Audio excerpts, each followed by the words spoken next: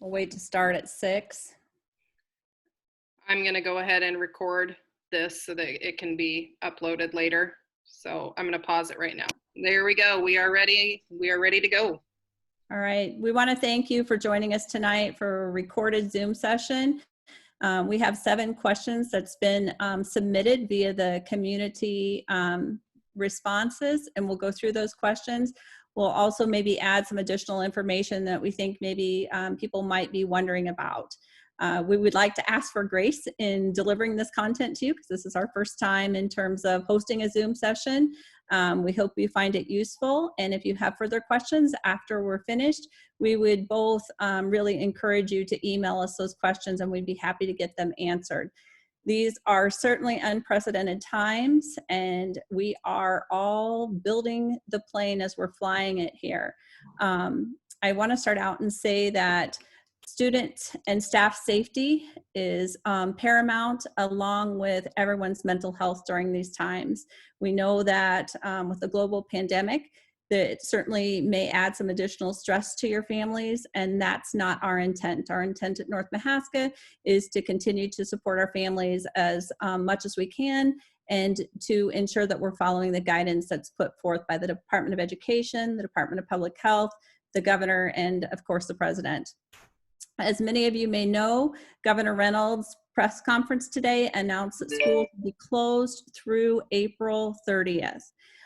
During this closure, students and staff, I should say schools, now have an opportunity to start providing some online instruction as of April 13th. Our school district will be submitting an application to the state on April 6th when the applications come due to be able to provide some online services for our students. I want you to understand that Iowa school districts could not provide online instruction to service or to students before this because of Iowa code. The Department of Ed was providing guidance that we could not provide online instruction until application process had been written and had been distributed to school districts. Again, they say that's coming out on April 6th. When that comes out, we will submit the application and we will be looking at providing services for students online. We certainly know that not all students have access online, so we're going to need to be creative in how we provide those students with additional instruction. We are asking all of our staff members to reach out to parents and see how many families do have online access and how many families have devices at home that could access that online instruction. So we look for more information to come in regard to that. You can check our website for updated information. Mrs. Gomont, anything else that you want to say before we start with the questions? Nope, I think you covered it. Okay, the first question says, can preschool enrollment forms be mailed or emailed? Absolutely. We regret that we were not able to hold our preschool fun night or kindergarten roundup or preschool roundup at this time. You certainly can mail your enrollment forms in.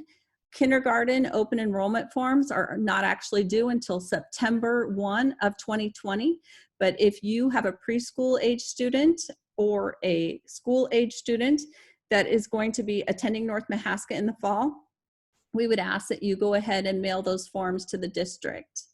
You can find the mailing address on our district website at nmwarhawks.org. Okay, next question says, many schools in other states are dismissing through the end of the year. Will NM do the same? At this time, the governor's recommendation is through April 30th. I'm praying hard and extremely hopeful that we'll be able to get students back together before the end of the school year. Mrs. Gumont, somebody is hacked into. Well, I want to change that back. Okay, so if you decide to share your screen, you're going to have to let me know because I just turned participant sharing off. So only I will be able to share now. So if there's a document that you want to share with anybody, get it to me and I'll share it.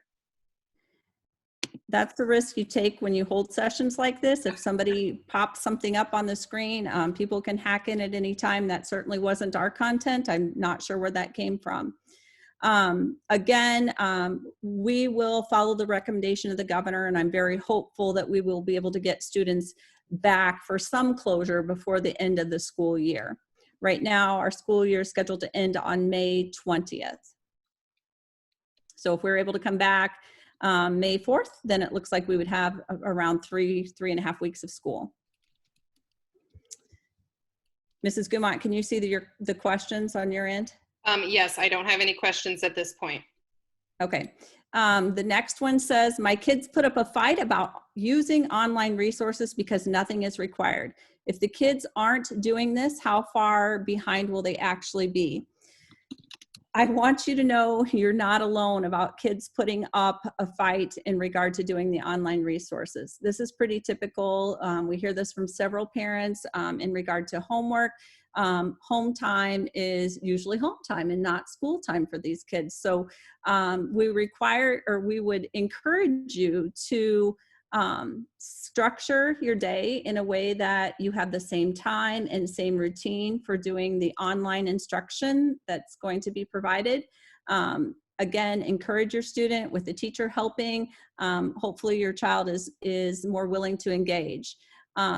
If the kids aren't doing this, how far will they actually be behind?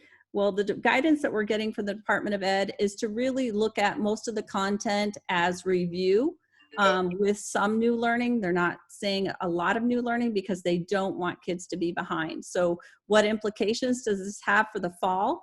We've instructed our teachers to really use this time to plan for next school year, look at the grade level standards in the next grade level, and be prepared to write into your lesson some scaffolding that will help provide that just-in-time learning for students to be able to access that new content. There are two options. Actually, there are three options that the state put out today. One is to not do anything. And if you choose that option, then we're going to have to make up the time. Two is voluntary enrichment opportunities. And the third one are required opportunities. Our district will likely go with the voluntary enrichment opportunities. And when I say voluntary, that doesn't mean that we are expecting parents and students to not take advantage of this. We are expecting everyone to take full advantage of this if they can. And if internet access is a barrier, again, we want you to let us know and we'll try to help provide some alternative. The reason why we would not necessarily go with required activities is because what the state has put out is that the same level of rigor and effort must be put forth as a student would have in the classroom. Again, being a public school and being predominantly a school that provides instruction face-to-face, to transition to a level of online support that would be at the same level of rigor and effort as face-to-face, that's extremely difficult. And I'm not saying we can't do difficult. I'm saying there's also an equity piece to that. How do we ensure that every student has the same opportunity? If you can't ensure that every student has the same opportunity, you can't provide and make things required. So likely we'll go with that voluntary option, again, expecting everyone to take advantage of that. And we're encouraging teachers to reach out so that every kid knows that that's the expectation. Yeah, to echo what Mrs. Livesey just said, we just had a question. If we go with voluntary, is that time required to be made up? No, it is not. The only time that the time is required to be made up is if we as a district decide to say we are done with school and providing any type of resources or opportunities for our students throughout this closure. If we do that, then we do have to figure out how to make up that time. Now the question then becomes, well, when do you make up that time? We don't know. And the state didn't give that answer either. But we are not going to let that be the situation for North Mahaska. So we are going with the voluntary. We will Again, expect the best. That's what we expect at North Mahaska. And we just got done with about an hour-long session with all of our teachers in the same format that we're doing right now. And we are going to meet with them again on Monday to get this figured out on how we're going to provide these opportunities to our students. So it will look a little bit like what we're doing right now. There will be some face-to-face opportunities through either Zoom or Google Meets or Google Classroom. One thing that the state has said is that we can't just provide a list of optional activities. That is not necessarily what they're looking for. They're looking for more, these are opportunities to engage students. And so that is how things will change moving forward.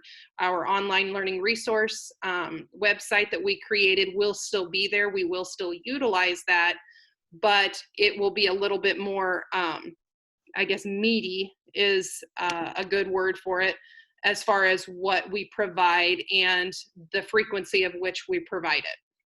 So for example, and again, these are loose at this point because we were just given the authority to move forward as of the date of April 13th for online instruction for our students at 2:30 today when Governor had her press conference.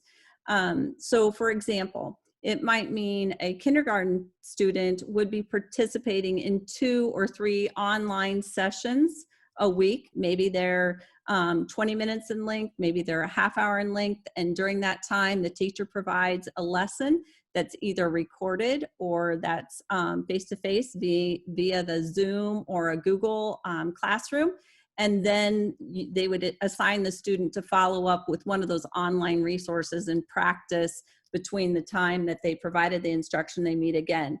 It might mean for a 7th through 12th grade student of them connecting daily onto an online platform. We have one at school that could be utilized called MyPath. So we're looking at maybe that as a platform for math and for literacy instruction. We have a question here. It says we have internet but not a good computer. Could computers be provided? That is something that we could talk about. All 7th through 12th grade students do have computers. We recognize that elementary students do not. Parents have been showing some of the students teacher content via their cell phone. It is my understanding in talking with US Cellular that they've extended data no matter what plan you're on for the next 2 months. They've said that you have unlimited data and without additional charges. So you might check with your carrier to see if cell phone use is an option. But the school does have a limited number of computers in the elementary that we could look at as possibly check out. If you're a parent of this situation, please email me all of our, or email Mrs. Gumont, either one. All of our addresses for email is on the school website. And we could get an idea of how many are in that situation and see if we have enough that can go around. Mrs. Gumont, the next one says, will high school students be given full amount of credit for classes in second semester? And this kind of goes along with one of the questions that we have here in the chat room, or on the chat as well. As far as the question, I'll address the question about in the chat room here first. It says, how much time are we expecting students to put in per day for this work? We did have this discussion with our staff, and we recognize that there are situations where our high school, our junior high and high school students have become caregivers for the younger students, and we recognize that they may not be available to devote a full day's worth of work like they would have if we were in session. We get that. This is not something that we would be expecting them to engage in all day, every day. This is going to be something kind of like what Mrs. Livesey has said. There are practice opportunities through MyPath, which we will get more information out to students with that in the next week. Also, there will be opportunities to get on Google Classroom. Now, when it comes to what teachers are expecting, it will be in the form of they submit something and then they get feedback from that. It's not going to be, again, like Mrs. Livesey said, the reason we're not going with the required is because the required states that it will be to the same level of rigor and effort as it would have been in the classroom. That is not something that we are equipped to do right now. So when we are talking about what would be expected of students, it is not going to be to the same level as it would have been in the classroom, but we are going to be giving students those opportunities. As far as credits go, right now what we are looking at is we're looking right now at student credit grades when we left school, which was actually at the very end of third quarter. That was the last day of classes, was the last day of third quarter. If students were in good standing at that point, then that's where we will take their credit. And the state has given us that local decision to be able to award credit where we feel it has been earned. If students were not in good standing in classes, this is the opportunity for those students to become in good standing. So again, it is voluntary. These opportunities that will be put out are voluntary, but for those students who maybe need to boost some of their expertise in a certain class, this is an opportunity to do so, and they need to take full advantage of that to ensure that they get and receive that full credit for the second semester. Next question says, are drivers on school permits allowed to pick up lunches? The Iowa Department of Transportation oversees school permits, so that would be a question that we don't really have the authority to answer. I would direct it to the Iowa Department of Transportation. However, our thinking is probably no.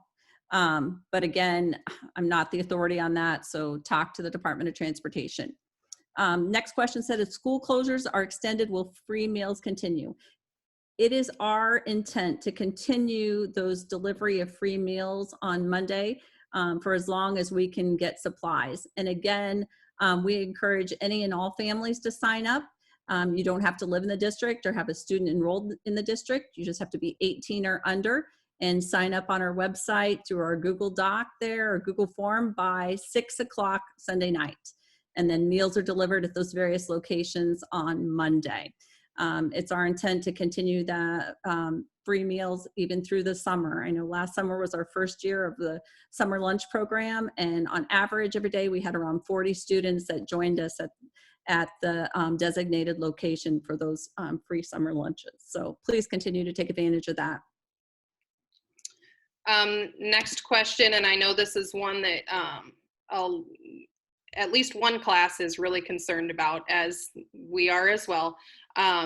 If school does not resume, can we assure students to a prom and seniors of graduation, even if in the summer? I can assure you that we are going to do everything in our power to make those things happen. What? When we can, when they tell us that we can get together. It's our intent. Yeah. We will. Even if I've looked into June and July to map out potential dates for both prom and graduation. If that is the case, we do know prom has to be rescheduled. We are looking at dates for that, knowing that we've got some other things to work around that we don't expect. Graduation is going to be a little bit easier. Graduation, we can stick on a Tuesday night and not have to worry about conflicting with too many things.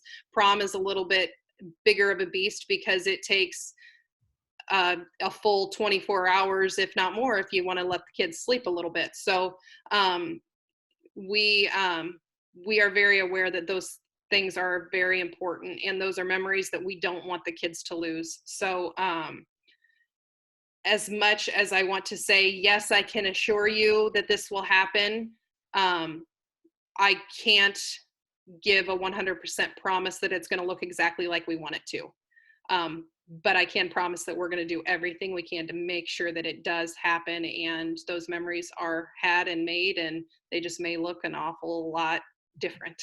So. I can also speak to Grand Friends Day.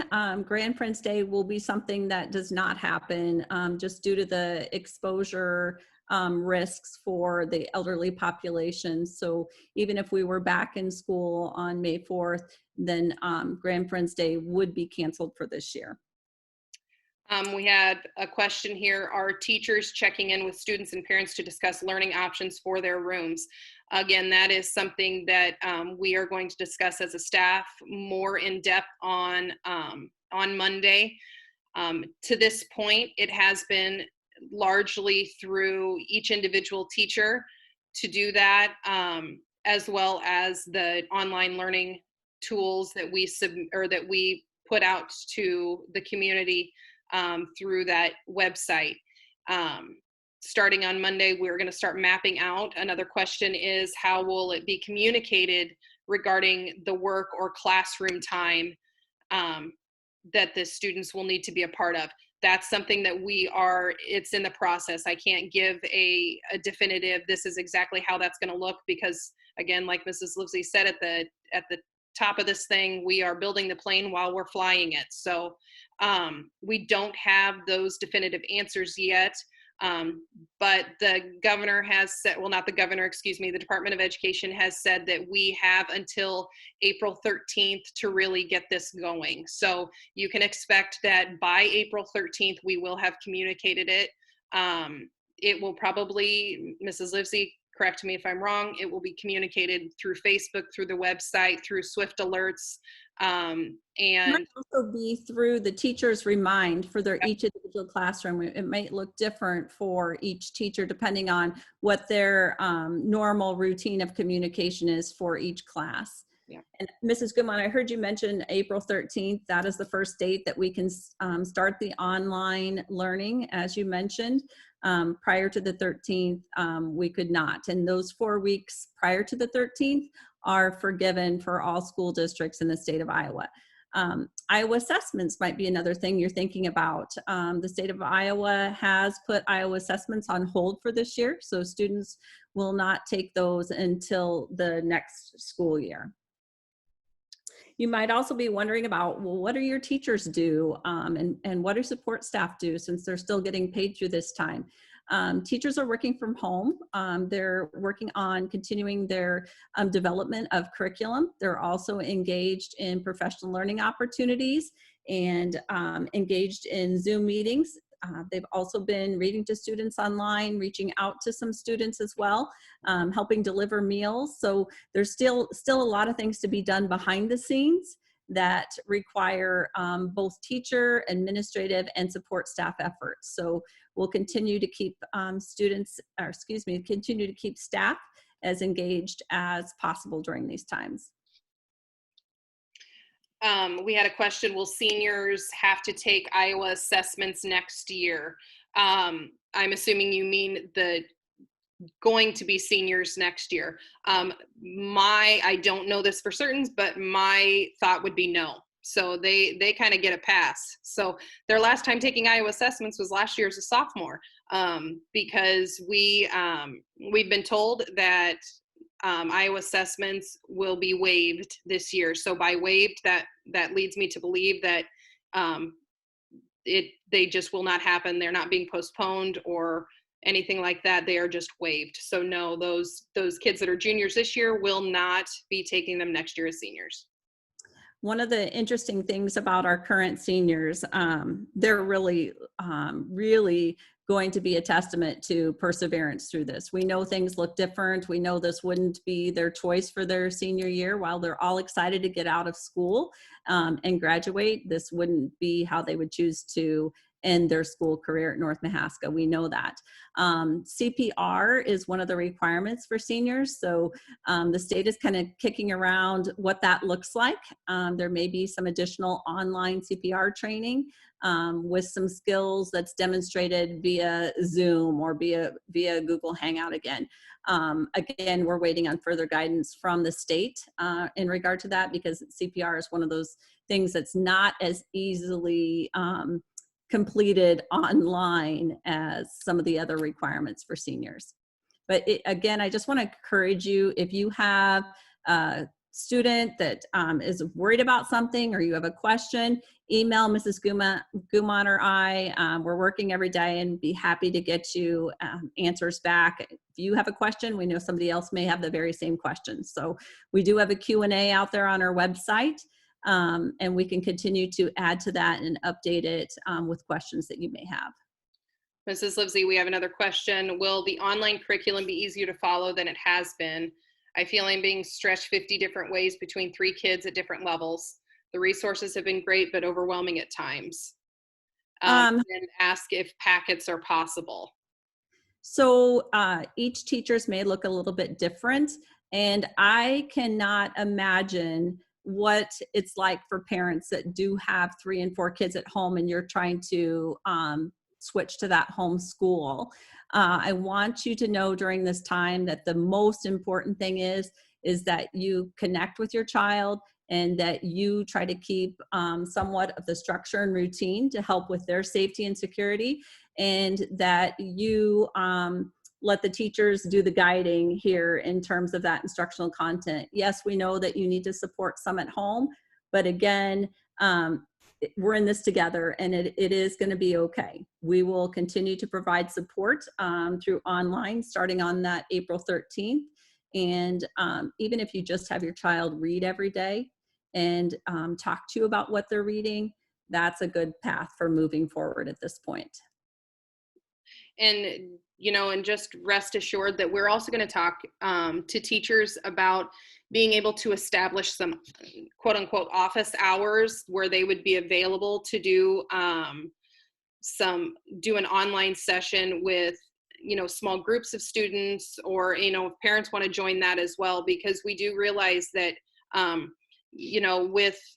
when it comes to the term homeschooling, that leads you to think that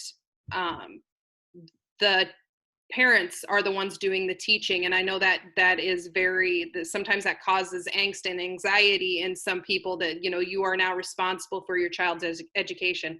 Like Mrs. Livesey said, we are all in this together. So when we roll this out, there will be some supports out there that will allow you to tap into those resources that are the teachers, and they will be ready and willing to support your students and support you at any time.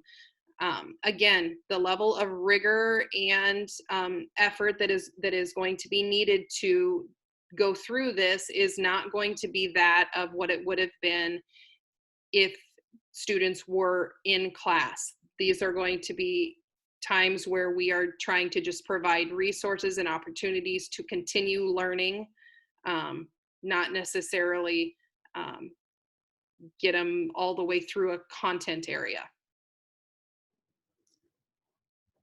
I'm through with the questions on my end. Mrs. Gumont, do you see any more in the chat? I think I did an okay job of going through them as they were coming in. If anybody, will 4-year-old preschool have the same online learning options or just K-12? 4-year-old preschool will have some online learning options. They may be more about stories or some basic one-to-one correspondence with counting or matching or shapes. So I don't know for sure what Mrs. Mateer has planned at this time, but there will be something for them as well, for parents to take advantage of if they would like to. A question just popped up. What about senior class trip? Right now, senior class trip, because of the guidelines and regulations, those deposits had to be put down a couple weeks ago, and because of the status that it was, we chose not to put those deposits down because we would not be able to retain our money or to get our money back if what ended up coming, which is what we thought would happen. So right now we are looking at some possibilities for alternatives for senior class trip. It may not look like going to Chicago because we know traveling right now is just not recommended. And we don't know what that's going to look like. But again, that's something that we are not necessarily throwing out the window. We are still considering what our options are. It may be something as like just in Des Moines, if we get a baseball season going and going to an iCubs game or going to Adventureland, or, I don't know. We're kicking around any options, just again, to provide students that opportunity to make those memories. So I don't have a great answer about it other than we're doing what we can to try to keep some of these things going. The question, what is going to happen with the GAP program if we are done for the year? If we're done with the GAP program for the year, one of the things that we were kicking around is looking at bringing them in August, maybe for a couple of days. We'll take a look at what our options are. And I'm still hopeful that we may be able to get back for the last 3 weeks of school and continue our GAP program in June. But if we cannot, again, we'll look at something in August prior to the other students coming.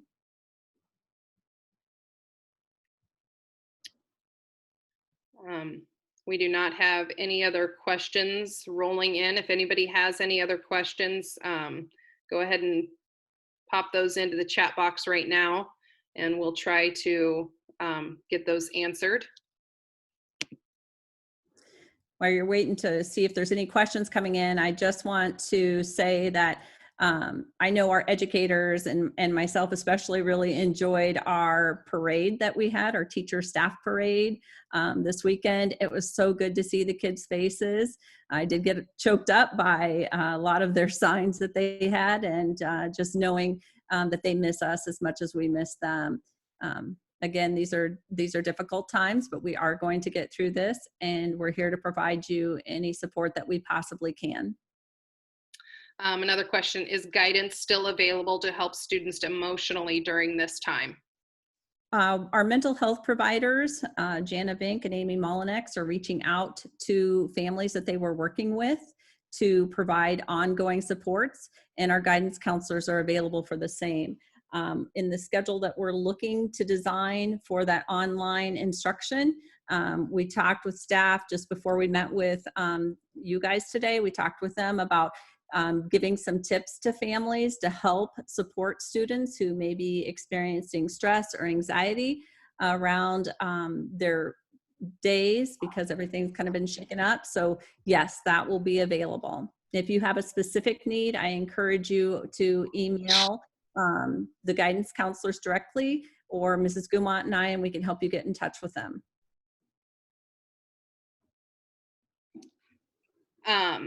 Another question, how do you recommend telling your young ones about this transition to make it positive? Transition to online learning, is that what I'm interpreting? I don't know. I don't know if they're just talking about if you posted that question, yes. Transition to online learning to make it positive. Again, if you present it in the way that school is continuing at home, because school can't continue in the public setting right now, that it's continuing at home, and maybe you set a timer from this is when we're going to start at 10 o'clock every day and we're going to end at 11. And I obviously am just throwing out an example for a younger child here. Have the same structure and routine daily so that it becomes easier over time. If you want additional supports with that as well, I would encourage you to connect with your teacher. Or again, send Mrs. Gumont and I an email, and we can set up a private conversation with you to continue to provide some supports or help problem solve if you have a student who's unwilling to engage. Hopefully, once the online face-to-face starts with teachers, that students will see that, oh yeah, this is my teacher, and yes, this is learning time, and it's time for learning time between 10 and 11. Another question we have, will online learning be live or pre-recorded? If you have more than one child, it would be nice to have them staggered if possible. Yes, it's going to be both. It will be very, very similar to this, just like I am recording this session right now so that it can be posted somewhere. It can be posted on our website so that people who were not available to participate in this session can view it at a later date. So students will be able to view it live as well as watch it recorded at a later time. How that will look can be different for each teacher. In the junior senior high end, many of the teachers utilize Google Classroom. So within their Google Classroom, they can record those videos and then post them there within that platform. For the elementary end, if they use Zoom, they will record it just like I'm recording now, and then they can send it to me and I will post it to that online learning resources. So that is still going to be our go-to as far as getting those resources out to parents, especially at the I'm going to say K4, pre-K4 level, because I think the 5th and 6th grade teachers are planning on trying to utilize Google Classroom because those students do have Google accounts that they can use. So Mrs. Gumont, we also might want to tell them that we're looking to set a time next week where students can maybe come in, or I should say within the next couple of weeks, once we get things ironed out here, where students can come in during a designated time and quickly get a computer that they left, or a math book that they might need, or science book, whatever it is that they may need for instruction. Will there be a shadow day for current 6th graders? If we return to school, we will plan one of those. If we do not return to school, unfortunately, no. We will look to maybe expand our 7th grade orientation in the fall for next year, just to ease some of that anxiety, and rather than doing it how we've done in the past, which had been a short walk through your schedule, we may do a little bit more of an opportunity to engage a little bit in a shadow day and pull in perhaps some of the 8th graders to help with that. So it won't look exactly the same, but we will do something if we cannot get back to school. We will try to support those 6th graders transitioning into 7th grade. And if there's a specific question your 6th grader has that they may be wondering about, or they may be worried about, if they want to email that question, or you want to email that question to Mrs. Gumont or I, we can help answer that, so that they're not carrying that question with them throughout the summer, or that worry with them throughout the summer. A question about the Omaha Zoo trip, Mrs. Livesey. Yeah, if we're back to school on May 4th and the CDC guidelines have lifted for the number of people we can have together in a gathering, then we'll continue with that trip. If we are out for the remainder of the year, then obviously that trip will be postponed until the following year.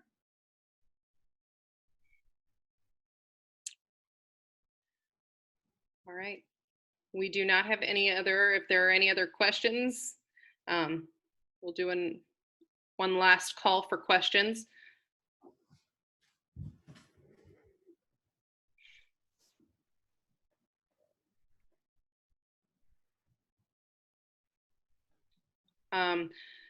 So the Omaha Zoo trip, current 6th graders then would not be able to attend.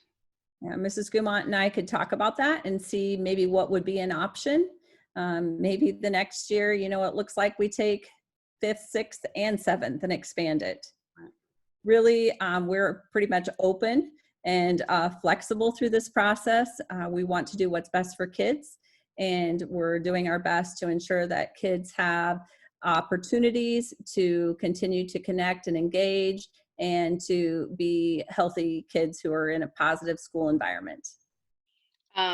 Golf, track, and shooting sports right now, spring sports, the guidance that we have from the Girls State Association and the Boys State Association is that spring sports right now are on hold. They have not made that determination that spring sports are canceled, nor have they said anything about summer sports at this point. We have not received any communication from the state associations for any athletics other than the initial postponement of summer or of spring sports at the beginning of this wonderful situation that we are all in. So we don't have any more to share about that.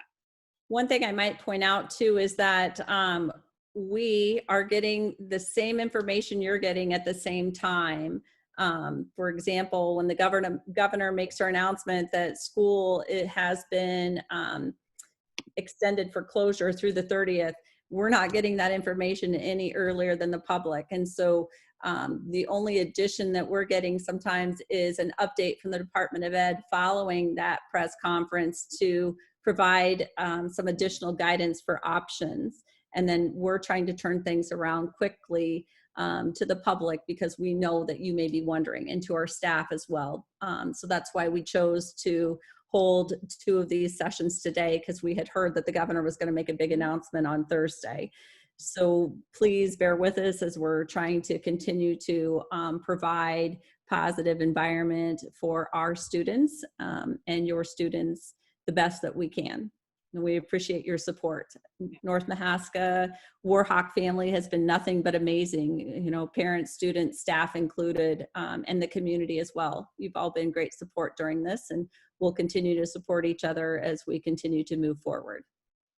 One last question. Can teachers email a list of materials the kids need to retrieve from the school? For example, workbooks, textbooks, etc. And that is something that we will add. I see Mrs. Libsey jotting that note down right now. She beat me to it. We will add that to our list of topics to discuss with our staff to ensure that those kind of things are communicated well to students. And then likewise, we will communicate in a timely fashion when we will have the building open for students to come in and retrieve those items.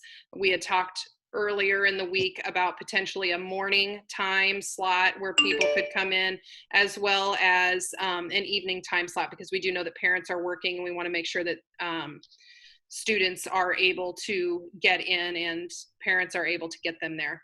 We do have one more question, Mrs. Gumont, too. It says, how are you going to show credit for work? So one of the things that they have said at the high school, or one of the things that they have provided in terms of guidance from the Department of Ed, is that because we're looking at that voluntary enrichment opportunity, we cannot grade or give students credit for their work. If your question is specific to those students that were not in good standing at the end of that third quarter, then those students need to continue to work with their teacher on credit recovery and ensuring that they are mastering the content for that class. Teachers will reach out to students to help through that process.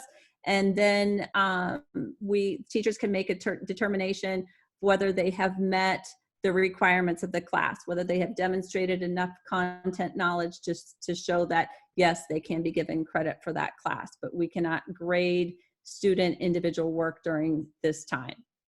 If a student was on an Edgenuity class for credit recovery, they should continue and finish that class. Otherwise, they will not get credit for that work.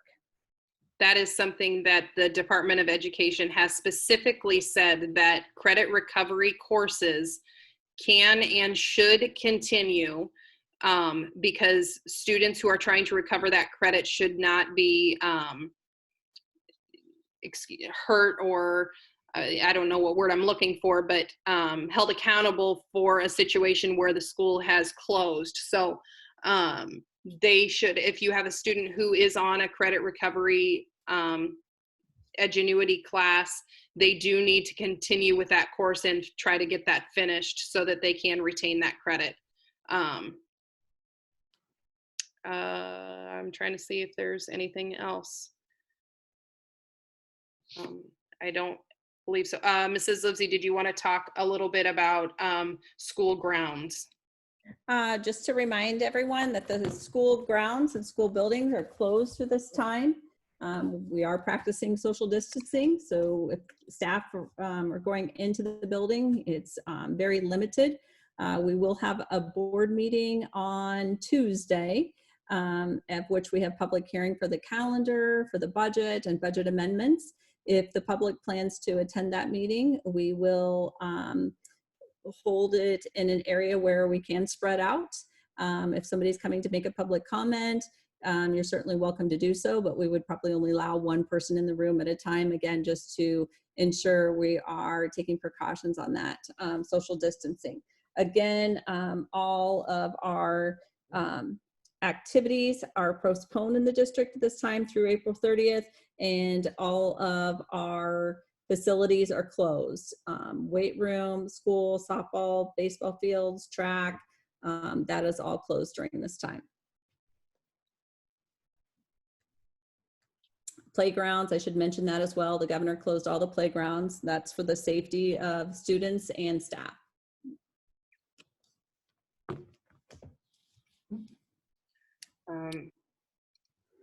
I think that we have all questions answered.